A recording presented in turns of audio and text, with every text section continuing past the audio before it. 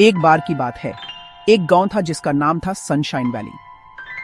ये एक छोटा सा गांव था, हरे भरे पहाड़ों के बीच में बसा हुआ। यहाँ घर छोटे और सुंदर थे, लाल चतों वाले। सनशाइन वैली में सब एक दूसरे को जानते थे। गांव वाले खुश और नेकदिल थे। वो एक दूसरे की मदद करते थे और कहानियां और हंसी बांटना पसंद करते थे। सनशाइन वैली में जिंदगी शांत और सादगी भरी थी। हर सुबह सूरज पहाड़ों के ऊपर से झांकता था, आसमान को रंग बिरंगे रंगों से रंग देता था। गांव वाले चिड़ियों के गाने की आवाज से जागते थे। रहने के लिए ये एक प्यारा सा जगह थी। सनशाइन वैली के बीच में एक कुआं था, लेकिन ये कोई आम कुआं नहीं था। ये कुआं धूप में चमकता था। ऐसे लगता था जैसे उसमें हजार छोटे छोटे हीरे छुपे हो। गांव वालों का मानना था कि ये कुआं जादुई है।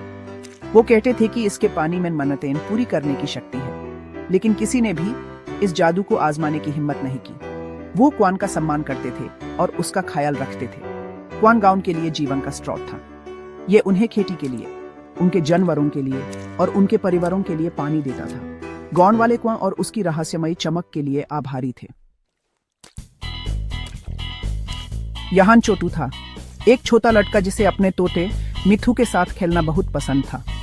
छोटू हमेशा कुआं और उसके जादू के बारे में क्यूरियस रहता था।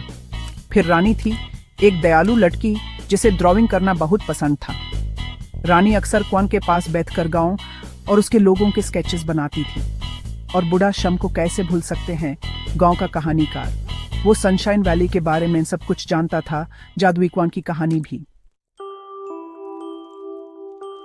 एक दिन कुछ अजीब हुआ। छोटू कुआं के पास खेल रहा था, तभी उसकी गेंद गलती से अंदर गिर गई। वो अपनी गेंद की चिंता में अंदर झांका। अचानक कुआं चमकने लगा, पानी उबालने और चमकने लगा। छोटू डरा हुआ था लेकिन एक्साइटेड भी था। उसने अपनी आंखें बैंड कर ली और अपनी गेंद वापस आने की विश की। जब उसने आंखें खोली तो उसकी गेंद उसके पैरों में थी। कुआं ने उसकी विश पूरी कर दी थी। छोटू बहुत खुश हुआ और दौड़ा दौड़ा सबको कुआं के जादू के बारे में बताने गया। मेरी गेंद ये वापस आ गई। ये कुआं सच में जादुई है।